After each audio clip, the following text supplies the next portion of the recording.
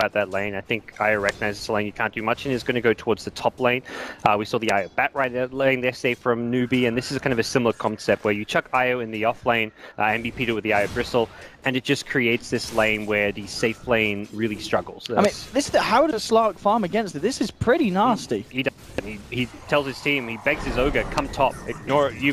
This basically, by having the Io top, forces the Ogre to leave mid lane. So this perhaps maybe do better in his lane, and it also contests the Slark's farm. That's why sending the Io top's a really good move, but to make sure you don't get caught out by these ganks.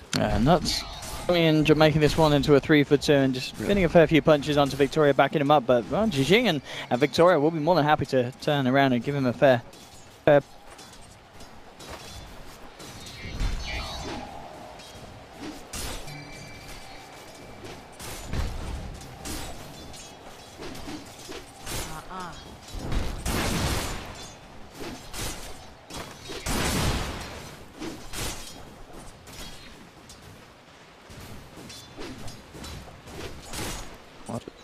by bottom lane, high side.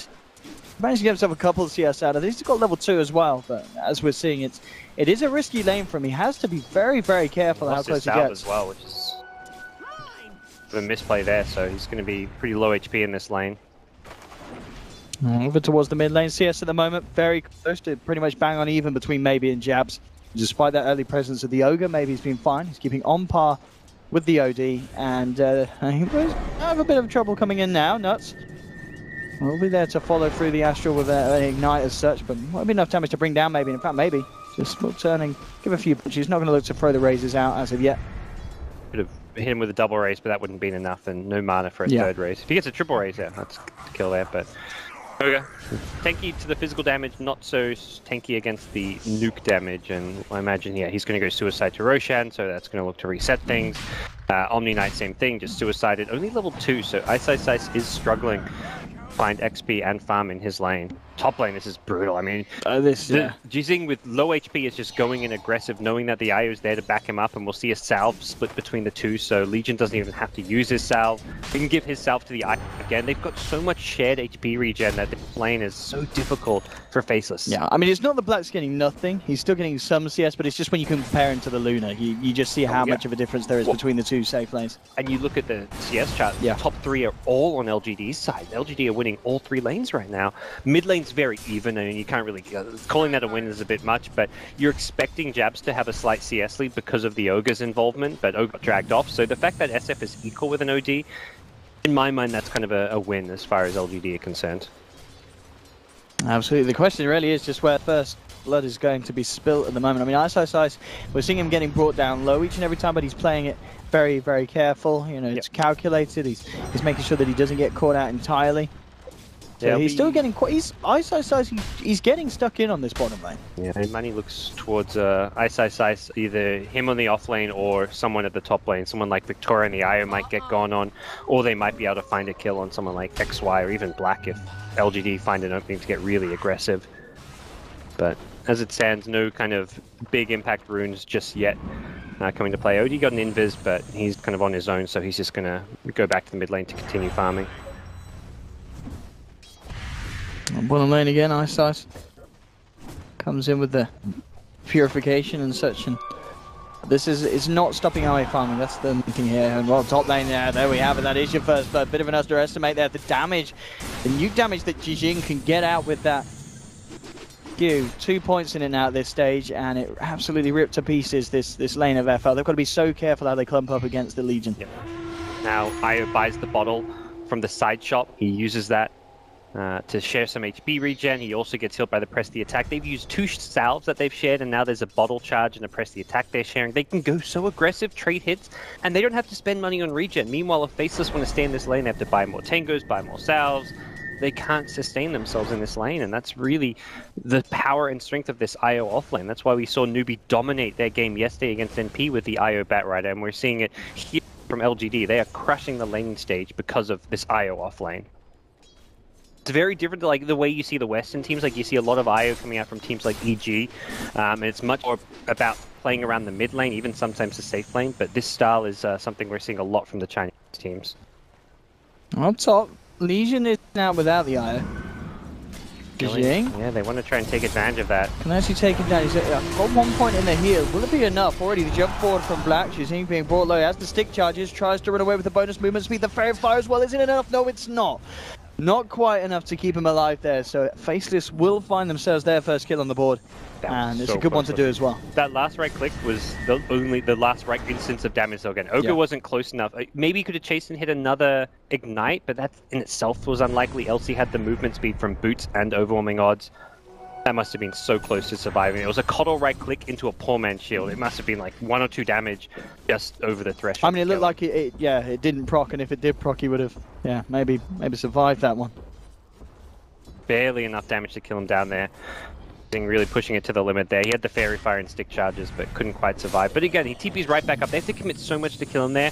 Now that the Io's back in this lane, he's going to still be doing better than what Faceless can do. They're going to have to kind of heal up, regroup, and then look to make another kind of concerted effort if they want to try and kill him. Slark's ideally probably telling his teammates, like, just leave me alone until I get my level 6, because you really want to get that Shadow Dance at this point so you can heal up in between overwhelming odds. The constant harass is really annoying for a Slark. He doesn't want to have to buy more HP regen. He just wants to get that level 6. So supports, they smoke mid, they leave Black the solo lane. Even though Black can't farm, he just wants XP. And they may even get a kill out of this one if maybe he isn't too careful. Has to be very wary of jabs close the gap to get an Astral to set up a potential play from Faceless. It's this siege creep and maybe is going to get greedy going for it. And here we are, they got the damage to bring him down maybe. It's going to be brought down pretty low, but the backup is there from Victoria and they can't quite finish off the SF. Victoria, we saw his saves in game 1 and looks like to be off to a good start here in game 2, being there just in time. Yeah, that's nice rotation. They're well aware of the situation. Faceless brought in 4. They even TP'd the Omni Knight for that bit of damage output from the level 3 purification. So that damage output from 4 heroes not enough to kill the SF, who loses a couple range drop charges, but they're there for. They're there to save your life and turn those kind of around. LGD don't get any kills off of it, but they waste Faceless's time. Well, top lane, as you said, Black has now found that level 6. And we'll see if he wants to kind of dip and dive in for a few CS at a time now. But Jing certainly still holding control of this top lane. He's got 39 CS, 14 denies to the 26 CS of Slark. This is I mean, you see the kill score, you see it's like 8 minutes in, you're thinking most people would be like, oh, it's an even game. I was going to try to go for a bit of a go, but again, guess who's there? It's Victoria on the IO, and it makes it impossible for Faceless to get what they were looking for. He's up top, he's to the mid, he's up top. He seems to just sense when Faceless are going to get that taste for blood. Game with very few kills in the laning stage, this is like as one-sided as it gets. This is a stomp so far. I mean, obviously there's things Faceless are going to be able to do once they get some items up, once they get some level timings, if they group up around the Omni Knight. Omni's a hero that gets very strong around that like level 7, 8, 9 mark when he's just got levels, so Faceless will look to use that to their advantage, but the laning stage has been a complete dominated affair by LGD. Yeah, just look at the position Armor's in. Yeah, nearly double the net worth of Black, and obviously now with the going for the max glaives. No points in Eclipse yet, just maximizing his farm potential as he goes around the jungle camps, keeps himself safe. I've never seen this build before. This is a first for me, but I guess why not? I guess it's good for the farm. Yeah, it's good for the farm. This is something that it was actually asked yesterday by Bruno. He's like, how does the Moonglaive scale? At level 4, it goes up to 6 doubles. bounces. Yeah. It goes from 1, 2, 3 to freaking 6 bounces. That's how Valve count. Well, normally it's 1, 2, 4, 6, but yes. Yeah, the person who counted this got fired. Yeah. This spell gets absurd when it's maxed out. So he doesn't even max out the Lucent Beams. He just had 3 points in Lucent Beams to get that fourth point as early as possible, and then he went to the jungle. He gave the lane to Warlock, so we're seeing Warlock hit level 6. It's already smart. And as you said, it's just something that we don't see teams doing, but it's incredibly efficient in terms of spreading the farm out across your teammates. Yeah, I look at the numbers of this spell and it makes total sense, and you're just like, oh, I guess, why not do this? If you're not fighting, it does limit their kill potential on Ice Ice Ice, but if you ever throw an Eclipse, he's going to just instantly repel. Yeah, yeah, exactly. It's a spell wasted. We'll see. Well, I mean, it'll be interesting to see when he does get the points. Is he just going to wait till the 10-11 point to get the double points in, or are we going to see the Aura he got the Eclipse now at 9. He did get the Eclipse so he's now. got Eclipse at 9, he'll get Lucent Beam at 10, and then he'll get Eclipse level 2. So he's still going to have... The main thing with this hero is you only ever get 1 in Lunar Blessing, so by level 11 you have max Lucent Beam and you have max Moonglaves with a level 2 Eclipse, because getting level 12 takes a huge amount of experience. But it doesn't really matter how you get there, because if you're going to just farm your way to a level 11 without fighting, then you may as well get the spell that helps you farm faster, the Moonglaves. So, yeah, it's a really smart build coming out from Ame, and I think LGD can just tell by the feel of this game, they're winning the farm. And top lane immediately onto Black. They drop the rock down as well. LGD there in full force. Ice is TP'd across, trying to do something about this one. Jab standing up to the fight as well. Have to be a little bit careful though, Faceless. We'll see if they are actually able to punch back, get anything out of this one. The Golem falling low, but the Shadow Word heal is there from XZ to top the beast back up to full power. They had a sentry they put down a little bit after the OD's TP in, so they won't be able to scout out immediately. But Ame wasn't even there for that one. He's just chilling mid, he's farming, pushing out a bit. It's astraled up, but there's no follow-up, so LGD ideally want to get this top tier 1 tower, but even if they can't get it, they're dominating the farm so much, and they've got to be able to feel that. Like, I'm sure every core is just like, I'm winning my lane. And Ice's terrified there. Jijing runs at him and immediately Purify, Repel, GA, everything to keep himself alive. And the Jewel's back up, so in this play up top, LGD could potentially find 2 bonuses here for Jijing if Faceless aren't careful. Yep. Level 4 overwhelming odds, that'll catch both heroes. So this push onwards from LGD. I mean, very hard for Faceless to stop. Jabs is going to come back across to spot out Victoria Jijing as the Jewel. We'll see if he's able to use it. Good raises here from maybe getting massive amounts of damage out onto Faceless. Then forced by Jijing, finds the Jewel on the perfect target, gets the Omni Knight. Ice is down. They move in for taking down Jabs. Nuts hiding himself in the trees. Maybe he's searching for him with these raises. The balls flying just above the Nuts. But oh. No, there's contact. Oh, they get another. I mean, this is it's already looking almost multiple times worse than game 1 here for a Faceless. Yeah, it's one of the most one-sided games I've seen in a while. Yeah. So I mean, again, it's not totally over. They one big team fight. You know, they get that comeback gold rolling, but you've won every single lane, and now you've won the first couple team fights. It's very rare you see team able to recover from losing 3 lanes. It's just really, they get this raise off, and then Jijing, they're all low, but he knows, I've just got to get Ice out. He allows maybe to continue. And Victoria as well, got him in a position where he was incredibly on mana. It's really vulnerable. Faces trying to go for him, but he gets himself out, keeps the team topped up, and then as we saw at the end, just not praying. But at the end of the day, that final kind of ball gives the vision, and they get themselves there. On the Ogre as well. It was a really tough position for Ice to be in, because he used the repel on Ogre, because if not, Ogre would have died there. And then he purified the OD, so he didn't have any of those spells to help. He was already low himself. He couldn't use either spell on himself. Perhaps he should just let the Ogre die and repel the OD, because that's the whole. When you look at this, that's the strat, right? This is the Omni OD. You repel the OD. He goes in. He kills a lot of people, and then you win the game. But he got forced to use the repel. So it's still just a level 1 repel. That's where ideally Ice wants to get a few more levels, but it's not even about levels or any items right now for Faceless. They've got to find some way to gank a high value target, because they are losing the farm battle horrifically. 7.2k net worth Luna at 14 minutes in. This is some absurd farm for a Luna of all heroes. Black down on the bottom lane. It's relatively safe. In terms of jump potential, they don't really have a huge amount of jump themselves, really. I guess it's kind of the speed that the IO can give out to remember. There's no blink daggers on the side yet, and also Legion with the phase to be from the overwhelming odds. She can close the gap. But Faces do have time to react, and a lot of the times, as we've seen in these fights, it's normally off the back of Black or Jabs trying to get themselves stuck in, or top lane like this. Jabs, he's left alone. He goes for the Astral and the TP out, and he will just make it in time. Nice little play there from Jabs, avoiding what would have been imminent death there coming out from LGD. The Radiant Crew was lost elsewhere. They had the full arm on, I believe, for Jijing. Yeah, that was the rest of it, which is unfortunate. More than anything, it's money for Faceless. They need that money bad. God, they'll take that. That's like a 800-ish gold swing going their way, and LGD not going to be too phased. Just group up, back down bottom. They've got the Warlock ultimate back up. So with Chaotic Offering, there's really very little way to win a team fight. They've even maxed out Fatal Bonds. So they're all about ensuring that these team fights go okay. A little bit of extra heal doesn't matter too much when you've already got the heal and sustain from IO. But damage output from a Fatal Bonds could be huge for them.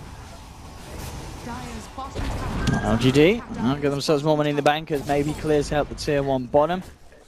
As we keep pointing our attention towards Arme, just he can go any route he wants to at this stage with Dragonlance Stone, 1800 gold on top of it. I imagine what would just go finish off the Manta style then after the Dragonlance. Yeah, Manta just pushing seems fine. Nice against the Pounce. Yep, good against the Pounce, good against the Blinding Light. You can get rid of that, so that's always an annoying spell if you're trying to go in, you get Blinding Light and you're hitting a building and suddenly you're missing, so being able to pop the Manta there can help. Alternatively, you go for like EKB build and just have a casual Yasha. But, okay. It doesn't really... Again, you're this far ahead. When you're seeing on 9k net worth and the Slark OD at 5k, build an Ag Scepter, you could build whatever. You could go straight Butterfly. All of those items work. It's just like small differences into how they function. SF's got 2.7, so he's gonna go into a Diffusal.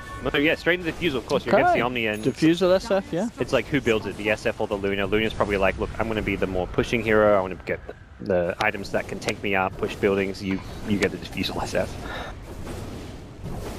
So this is gonna nullify the Repelled OD. And I talked about how he just needs a few levels. He's now got level 3 Repel. It does give him a bit more potency in a team fight when he's repelling an OD who now has a 4-staff, but that's going to be immediately countered, so bit unfortunate for Faceless, but I don't see these next fights going too well when the Omni is going to be very limited in what he can do. And the thing is as well, 30 seconds when that courier is back up for LGG, Jizzing is going to have the money for the Blink as well. Yeah. So you're going to have Blink Armlet then on Blink Armlet, the Legion. That's something that... Manta Dragon Lance on Luna. Yeah. Luna's just bought the Manta recipe and has the bands back at base as well, so... Okay, you can see the difference in farm, XPM, GPM, all the numbers there. Black is... It's a story of Arme having the dream perfect game on Luna and Black having the worst, probably close to the worst possible game. He didn't die that much in lane, but he got his lane contested so hard. He lost the lane to an IO Legion. It was a 3v2 lane once the Ogre came top and they still lost the lane, so... Very rough game for a Faceless carry player. I'm trying to put a bit of pressure on here on this tier 1 top, but immediately as soon as there's any side life, Faceless just having to avoid LGD. And I think LGD, once they get these couple items, that we'll be seeing a group up towards either the Roche Pit or some of these other towers. They want to ideally push out the lanes because they don't want to trade towers. They're so far ahead. It's like let's try and take without having to give anything, and they'll have Legion pushing out top. Ideally, you can even like rotate with 3 heroes and have the IO +1 relocate in, of course, which is maybe what the IO and the SF have in mind down bottom. Does seem to be 3 heroes grouping up around that Radiant secret top, and they've got a smoke, so I think this is going to be the play from LGD. Smoke up as 3, and then relocate in, going for a big push, perhaps down towards the mid or bottom line, or even towards the Roche Pit. Yeah, I mean, this lineup now that's going to take Roshan with pretty incredible speed. Mid lane jabs is going to be the target. Gets the force away, and will actually save his life there. Jijing unable to get the duel off. They can just force it though, 5-man down the mid lane. Smoke didn't work, but they can still get the towers. The team Faceless's team fight is very lackluster. They will very likely just have to give up tower after tower.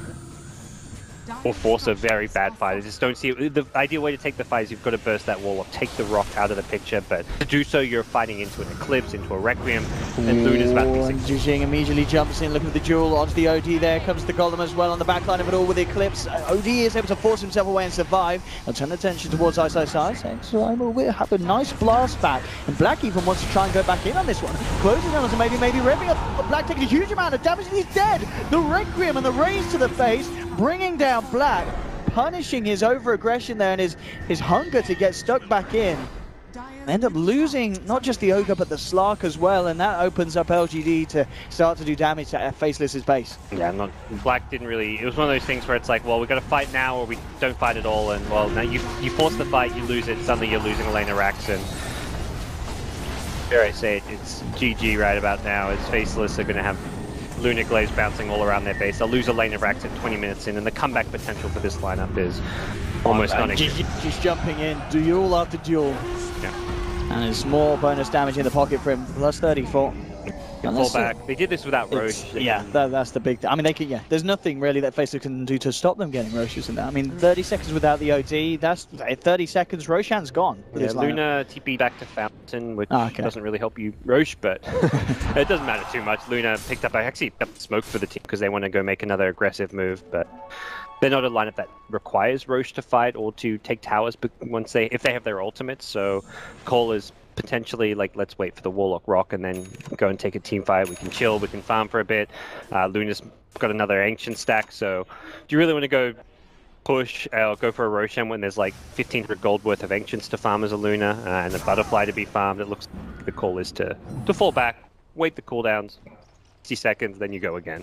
Warlock's got a Midas now, so the big thing there is that level 2 Rock is very close. He's just 400 XP away from having level 2 Chaotic Offering. And that's going to be, around the time of the next Rock cooldown, he's going to have that next Midas usage, and it will be a level 2 Rock, ideally, for the next fight. Not that they need it. I mean, not only Warlock's got a Midas, Ice as well. He's picked up himself one on the Omni Knight.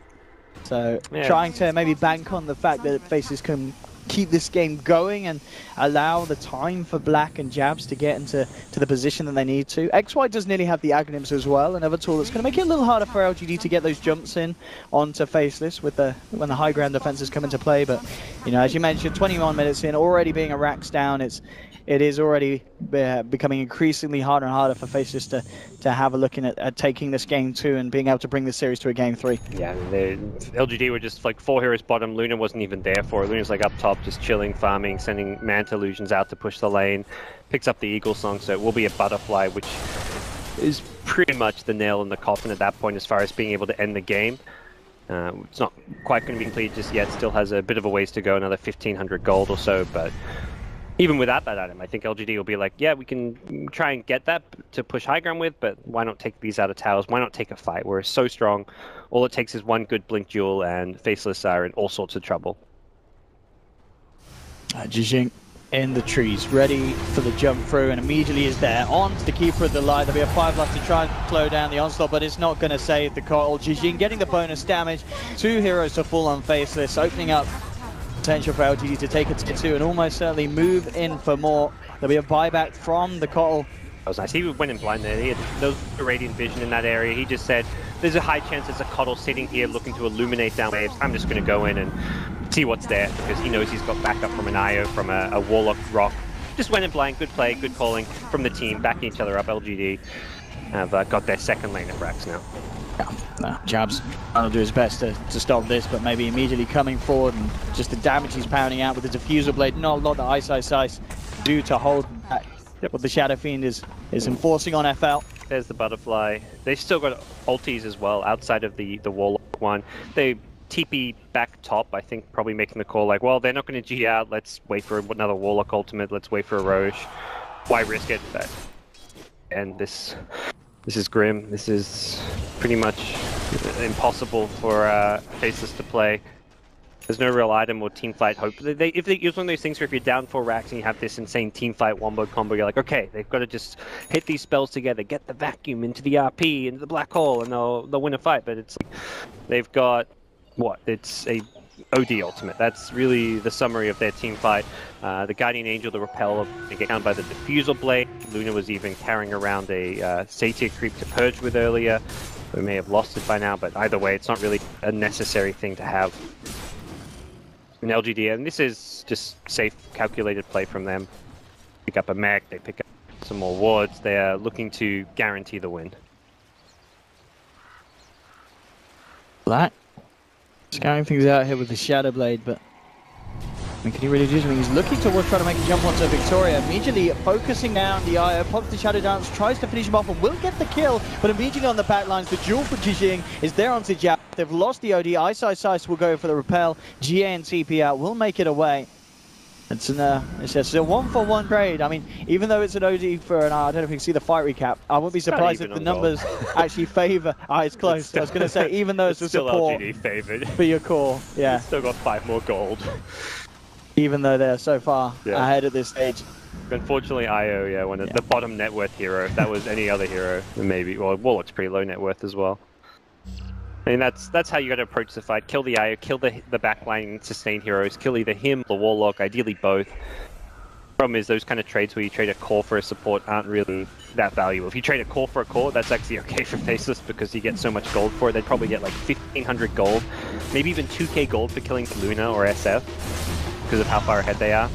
You've got Jijing actually looking towards Black and by himself. Why Black. not? He nearly survives with the Shadow Dance, but Victoria just relocates in with the balls and he just disappears. Maybe gets off the Requiem. Will be popped by the Sanity's Eclipse. Jijing jumping in, trying to finish off Jabs. Actually gets relocated out, and that's going to mean they can't quite finish off the kill on the OD. But he does save his own life. Victoria saying, we're playing the safe game here. No throwing today, sir. He's dropping the rocket bottom today. LGD just going all in here, and Faceless. Not the best Karak offering, and they can't actually get that top lane of Rex with the tier 2 tower, but so he hits some tier 4s or even just fall back, wait the SF, and be like, okay, we got our SF, let's take it easy. Now that just waltz the golem up to top. Go in that final tier 2. Yeah, clear out the tier 2, wait for your ultimates to come back up, you wait for your SF to come back up, and then go again. The Aegis on Luna in the front lines is just basically unkillable at this point. They haven't got the damage, not going to have any kind of evasion, piercing abilities on either Slack or the OD. It's a very big problem for them. But I like this smoke move. They're going out there like we're 5v4. Are we ever going to have a better chance? Probably not. Let's go now. Let's go fast. I'll see what they can find here. Black leading the way, repelled up. Arme coming in with a man to start the Eclipse as well. Nudge just pops there to the beams flying down from the skies. High side to be dropped as well. Black was able to pick off the Warlock on the back lines of it all. But Jijing setting up with the BKB, looking towards Jabs. Isn't actually going to go for that as Arme turns his attention towards Black on the slot. Black has the Shadow Dance. Arme being brought down low. Jabs is going to get dropped though. Arme survives. Victoria turns up in time to top the Luna back up. Black's on his way back to base. But the rest of his teammates are down. Black do anything here on his own. He doesn't have the Shadow Dance. He will jump in for a couple of touches onto Arme. With the evasion and the armor he's got because of the Agi, it's all too much for Faceless. GG is called. LGD turning up today, showing us a very, very strong performance. A lot of people anticipated this team coming in at last minute to be a bit of a titan, and already in this first series we're seeing exactly why people had high hopes for them. Yeah, there's one of those teams who didn't quite qualify for the event, but if you did like a top 16 teams in the world, I think most people would have actually included them there. They just had not the best showing in the qualifiers, and they absolutely stopped